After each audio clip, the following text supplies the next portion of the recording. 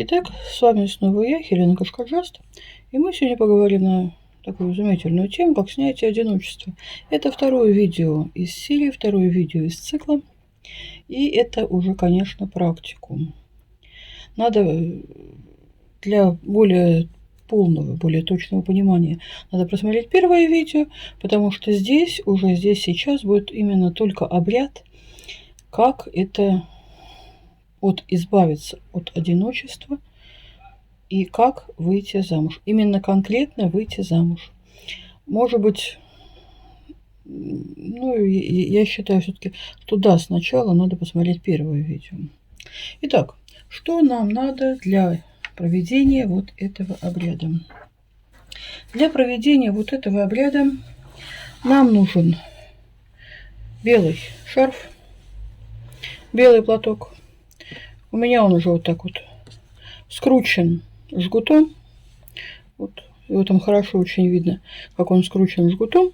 Дальше мы его скручиваем дальше, чтобы он у нас принял форму венца.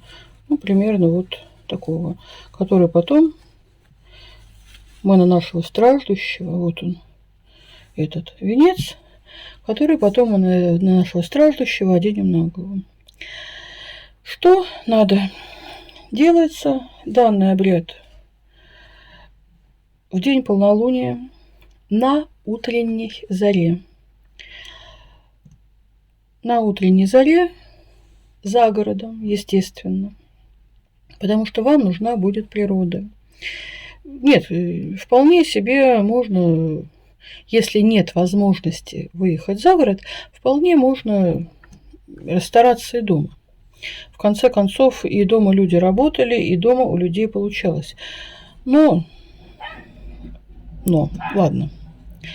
Так вот, далее, в день полнолуния на рассвете, на утренней заре мы выходим. Для меня в этом плане, я считаю, что лучшее время – это начало утренней зари, и лучшее место – это край поля около леса. Опять-таки, ситуация у всех разная. Люди делали и дома, и у людей все получалось. Вот мы сплели вот такой вот веночек, мы его наподобие венца. Дальше мы его наложили на голову и читаем заговор. После того, как прочитали заговор, надо будет сплести косичку из 3 ленточек. Вообще берется традиционно шелковые ленты. Но опять-таки, я не представляю, где сейчас в современном городе найти натурального шелка ленты. Поэтому берите то, что есть. Берите то, что есть. И дальше, после прочтения, эти ленты мы сплели. И дальше мы шарф сжигаем мы подальше от дома, а ленточки повязываем на березу, желательно там, где мы его делали. Заговор прост. Авторство, если я правильно помню, Федоровской. Но у меня обряд был взят в работу давно, и в работе он и сейчас, собственно. Заговор такой. Ходила по матушке земле раба Божия Мария, ходила лето и года до часа своего брачного. 3 зари престолу брачного стоялись, рабы Марии венец безбрачия снимали. На 3 ленты вывязывали, девицу от одиночки избавляли. Первая заря венец вывязывала, вторая заря венец снимала, третья заря венец убирала. 3 зари в помощь вставали, 3 зари венец безбрачия убирали, 3 зари рабу Марию замуж собирали, 3 зари 3 ленты вывязывали, 3 беды с рабы Божией Марии убирали, брачный венец давали. На голову рабе Марии фату белую одевали, снимали венец от старухи, от старика, от горбата колдуна, венец безбрачия снимали, венец брачный давали. Стояла раба Мария на 3 зарях одна, на 4 заре стояла в белой фате, в брачном венце, ключ, замок, язык. Аминь, аминь, аминь. Ну так вот, заговор прочитали, шарф сняли, сожгли, ленты повязали на березу. И дальше спокойной совестью мы ходим и смотрим по сторонам, потому что люди вам дадут того, кто будет вашим мужем.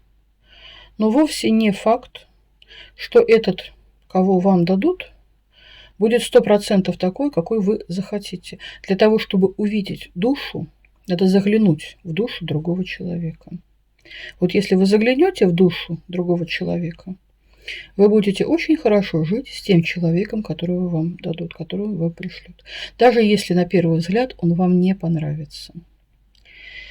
А вот если вы будете, как одна из моих клиенток, перебираться, этот толстый, этот лысый, этот в очках, этот старый. Знаете, у меня сразу вспоминается старый-старый анекдот, когда мама говорит дочке: «Сарочка, ты вечером принарядись, Соломон придет тебя сватать». «Мама, ты так он же старый». «Сара, так можно подумать, ты новая». Ну так вот, надо не забывать, что мы, собственно, тоже далеко не принцессы-леди, и даже не царевна-лягушка, и даже не местами. Поэтому я не говорю, что надо хвататься за первого дворника и сантехника, но тот вариант, а он будет хороший вариант, который вам пошлют, надо открыть глаза и надо его брать. Не первого попавшегося, а варианты будут очень приличные. Ну, собственно, все, что я хотела вам сказать на тему этого обряда, я вам сказала. Всем хорошей работы и удачного замужества!